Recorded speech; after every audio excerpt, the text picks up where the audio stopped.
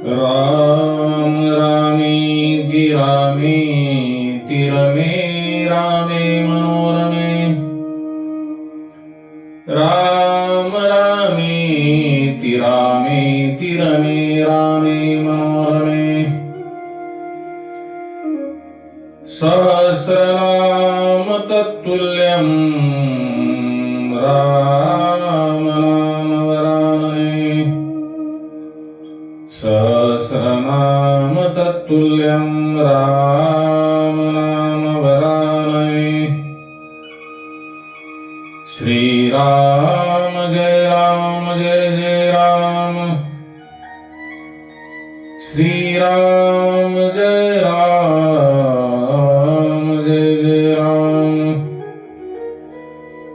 कृष्णं वन्दे जगद्गुरुं कृष्णं वन्दे जगद्गुरुं श्री कृष्णं वन्दे जगद्गुरुं। मत्स्य अवतार कथा। सुखदेव राजा परीक्षितांना त्यांचा अंतकाल जवळ आल्यामुळे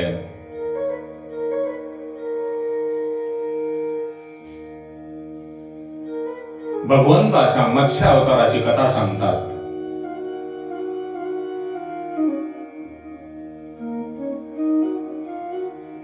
मत्स्य अवतार म्हणजे शरणागताची कथा आणि आता शरणागताची कथा सुरू होत आहे। सुखदेव हे शरणागताची कथा राजा परीक्षितांना सांगत आहेत। सुखदेव म्हणतात, हे राजन,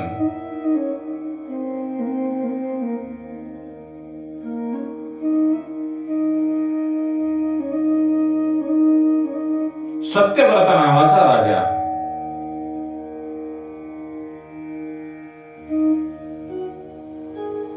क्रतमला नदीच्या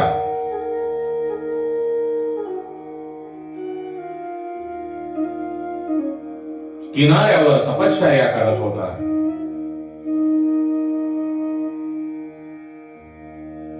ही क्रतमाला जी नदी आहे, ही नदी त्रिवेंद्रम पासून दूर आहे।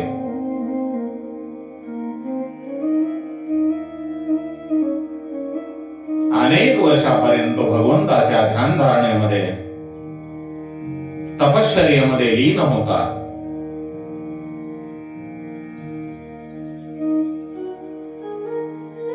एके दिवशी तो क्रतमाला नदीवर स्नानासाठी जाऊन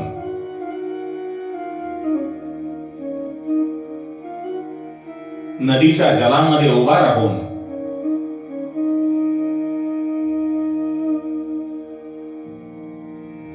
भगवान सूर्यनारायणाकडे पाहून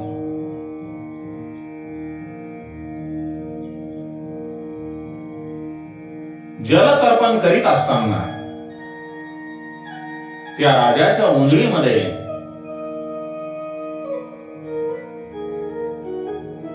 एक छोटासा मासा आला।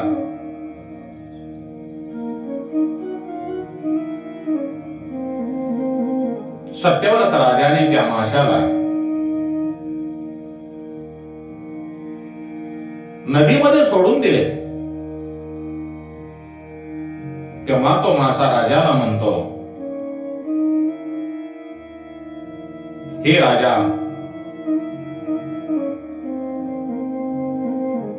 मी तुझ्या हातामध्ये येऊन मी तुला शरण आलो आहे, कारण तू जर मला या नदीच्या पाण्यामध्ये सोडलेस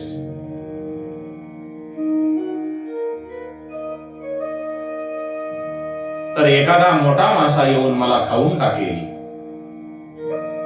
म्हणून राजन,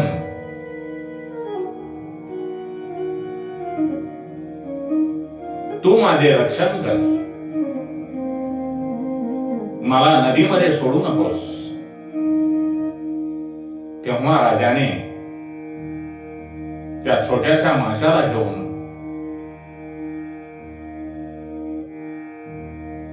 त्या कमंडलू मध्ये पाणी घेऊन त्या माशाला कमंडलू मध्ये ठेवले. थोड्या वेळाने त्या माशाने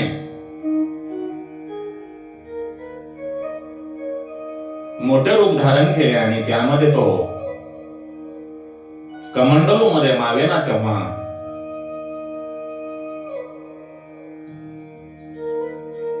माशाच्या सांगण्यावरून राजाने त्याला त्याच्याजवळ असलेल्या एका मोठ्या भांड्यामध्ये ठेवले. काही वेळाने तो मासा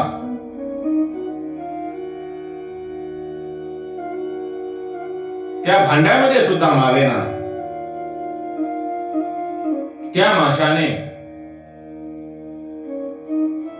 विशाल रूप धारण केले होते. त्या माशाचे भराभर मोठे होणे हे पाहून सत्यव्रत राजाला आश्चर्य वाटले. त्याला वाटले की हा कोणीतरी असाधारण मासा असावा. बाबांनो,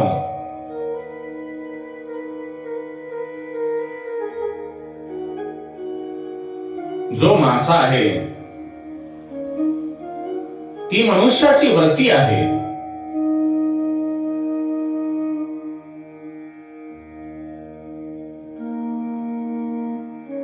ती आधी लहान असते आणि हळूहळू मोठी होत जाते,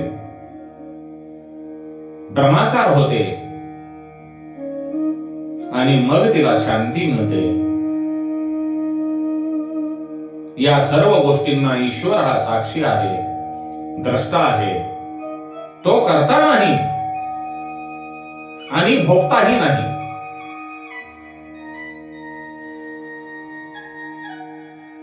ईश्वर हा दिव्यासारखा आहे.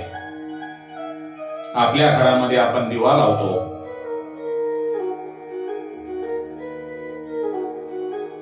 परंतु त्या दिव्याच्या प्रकाशामध्ये आपण काही जरी केले त्या दिव्याला वाईट वाटत नाही. दिव्याला ज्याप्रमाणे भावना नाहीत, चांगल्याही नाहीत आणि वाईटही नाहीत, म्हणून भगवंत तसा आपल्या चांगल्या वाईट कर्मांना साक्षी आहे. तुम्ही जे कर्म कराल ते कराल, चांगले कराल चांगले फळ मिळेल, वाईट कराल वाईट फळ मिळेल.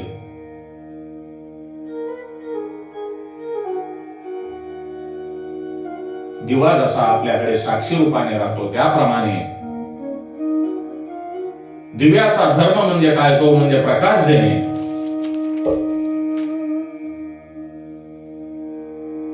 लावलेला दिवा सर्वांना प्रकाश देतो. जसा सूर्यनारायण आपल्या सर्वांना प्रकाश देतात, परंतु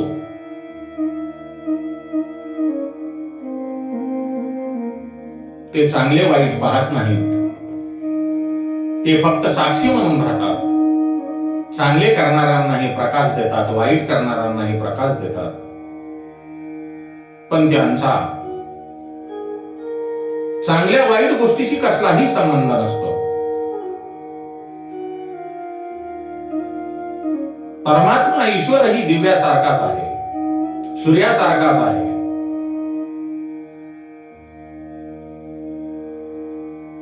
तो सर्वांच्या हृदयामध्ये राहून परमात्मा परमेश्वर ईश्वर हा सर्वांच्या हृदयामध्ये राहून सर्वांनाच दिव्यासारखा सूर्यासारखा प्रकाश देत असतो आणि जीव जो काही पाप पुण्य करतो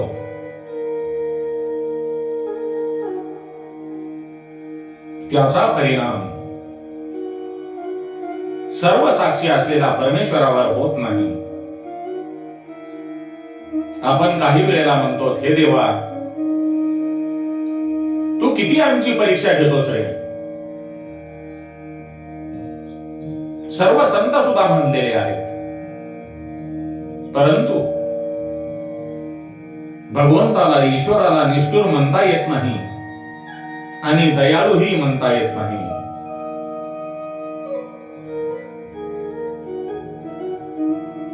ईश्वर जो आहे तो सर्व गुणांच्या पलीकडे म्हणजेच गुणातीत आहे.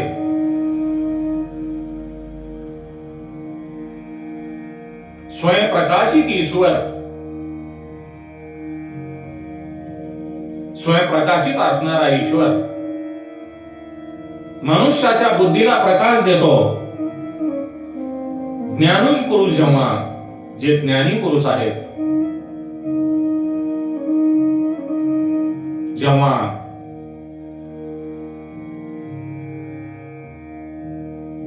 स्वरूप धारण करून ब्रह्माकार होतात, ब्रह्माकारावरती धारण करतात आणि ते जेव्हा कृष्णाकार होतात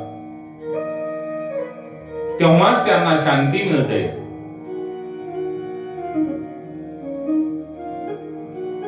ईश्वराशिवाय सर्व अपूर्ण आहे.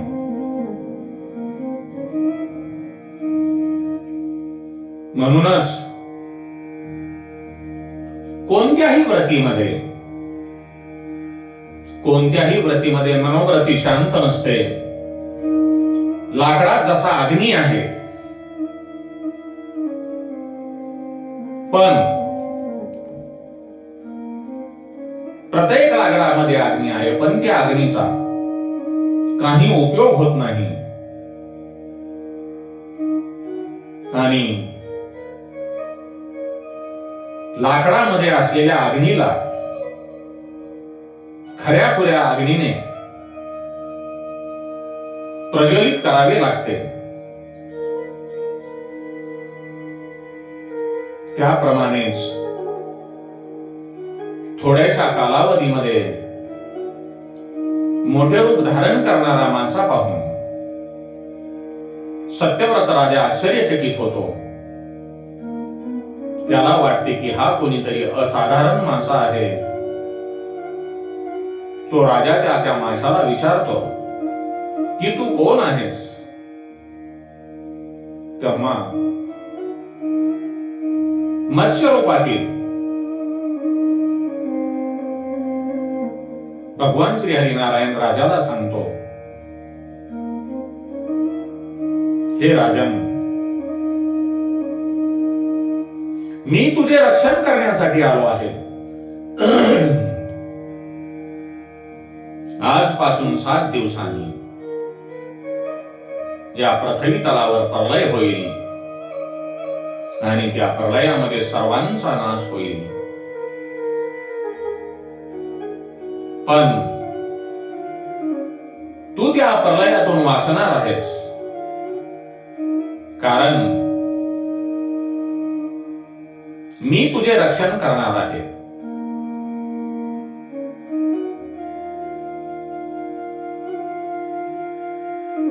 एवढे राजाने ऐकून त्या अद्भुत माशाला सत्यव्रत राजाने नदीच्या प्रवाहात सोडून दिले. त्या माशाने सांगितल्याप्रमाणे 8 दिवसानंतर खरोखर जलप्रलय झाला आणि मत्स्य नारायणाच्या कृपेने राजाजवळ एक नौका आली. मत्स्य नारायणाच्या सांगण्याप्रमाणे राजाने धान्याची बीजे आणि सर्व प्राण्यांची सूक्ष्म शरीरे आपल्या नौकेमध्ये ठेवली. सप्त ऋषींना बरोबर घेतले आणि तो नौकेवर चढला.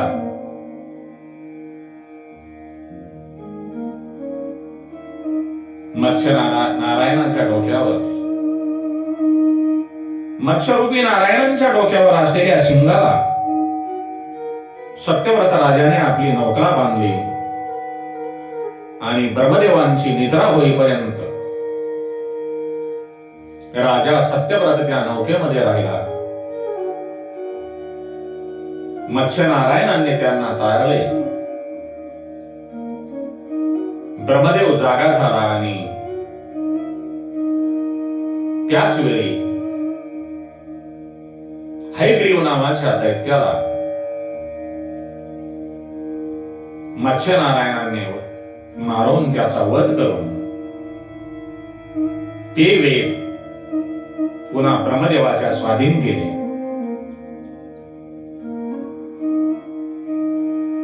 मत्स्य आणि सत्यव्रत यांची जी कथा आहे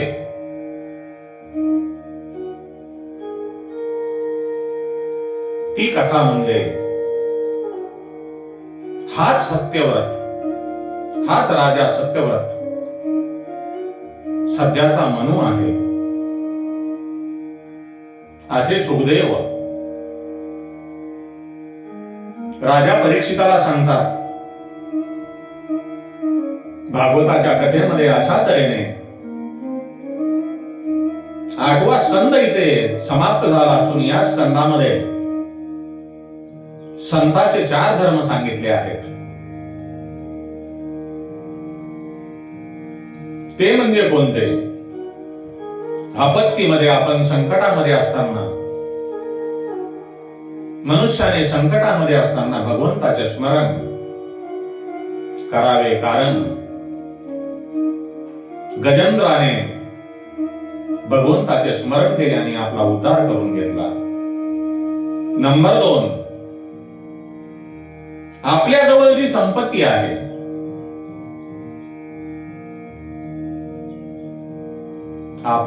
संपत्ती आहे तिचे दान करावे, जसे बलिराजाने केले. नंबर 3, आपल्यावर विपत्ती आली असताना सुद्धा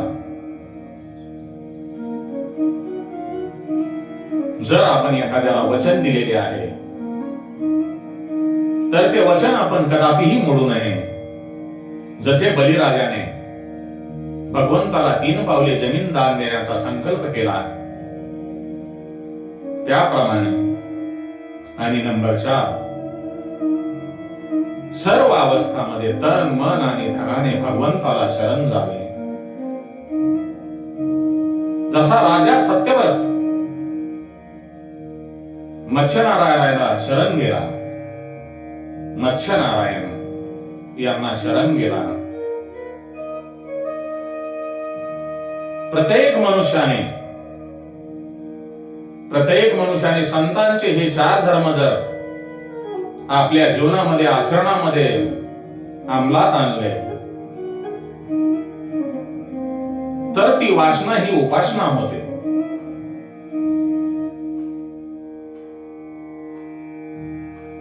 सत्यव्रत, सत्यनिष्ठ,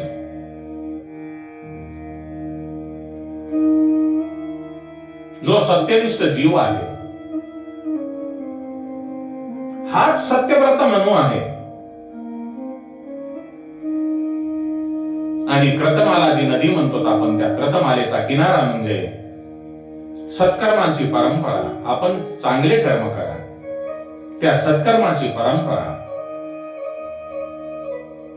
आणि आपला जो जीव आहे, या जीवात्म्याची जर वृत्ती ब्रह्माकार झाली, या जीवात्म्याची वृत्ती जर ब्रह्माकार झाली तर परमेश्वर त्याच्या हातामध्ये येतो.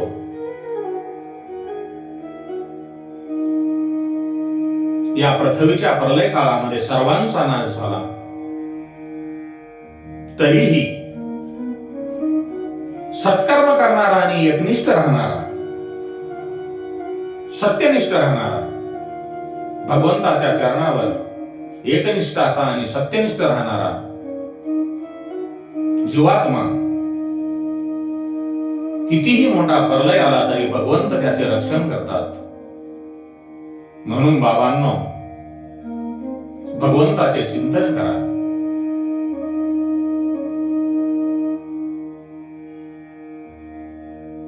ब्रह्माकारवरती होणे हे सुद्धा सोपे नाही. ब्रह्माकारवरती होणे हे सुद्धा सोपे नाही. त्यासाठी खूप तयारी करावी लागते. काम, क्रोध, लोभ, मोह, मद, मत्सर या सर्व जीवरूपी शत्रूंना काबूत ठेवून, ताब्यामध्ये ठेवून जेव्हा जीव ब्रह्माशी एकरूप होतो, एकाकार होतो, तेव्हा गुरु कृपेने आणि ईश्वर कृपेने या संसार सागरातून हा जीव तरून जातो. म्हणून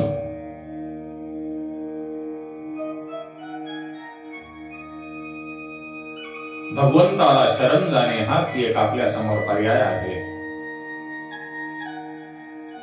भगवंताला शरण गेले तरच आपल्या जीवाचे कल्याण होणार आहे. म्हणून भगवंताचे नाम संकीर्तन करा. श्री राम जय जय राम. गोविंद बोलो, हरी गोपाल बोलो. गोविंद बोलो, हरी गोपाल बोलो. हरे राम राम राम हरे हरे. हरे कृष्ण कृष्ण कृष्ण हरे हरे. हरे कृष्ण कृष्ण कृष्ण हरे हरे. श्री हरि श्री शरणं मम. श्री कृष्णं शरणं मम. श्री हरि शरणं मम. श्री कृष्णं शरणं मम. श्री कृष्णं शरणं मम. ओम नमो भगवते वासुदेवाय नमः. ओम नमो भगवते वासुदेवाय नमः. ओम नमो भगवते वासुदेवाय नमः. हरे नमः.